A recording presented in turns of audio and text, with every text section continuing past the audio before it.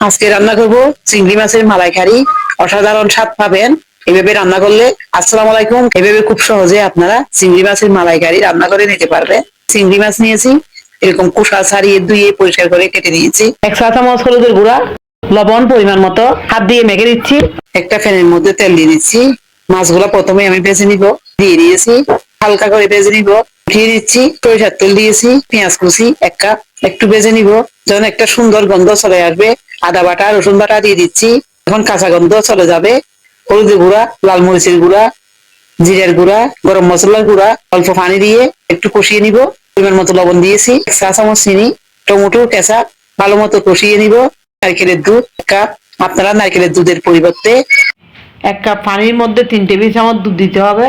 যখন বলক উঠে যাবে, কষানো হয়ে যাবে, চিংড়ি মাছগুলো দিয়ে দিয়েছি। দুধ দিয়ে রান্না করলেও নারকেল দুধের মতো একই স্বাদ পাবেন। 1 টেবিল চামচ ঘি দিলে ফ্লেভারটা ভালো আসে। খুব সহজে আপনারা রান্না করে নিতে পারবেন। আমি একটা প্লেটের মধ্যে নিয়ে নিচ্ছি। দেখতে কত সুন্দর হয়েছে।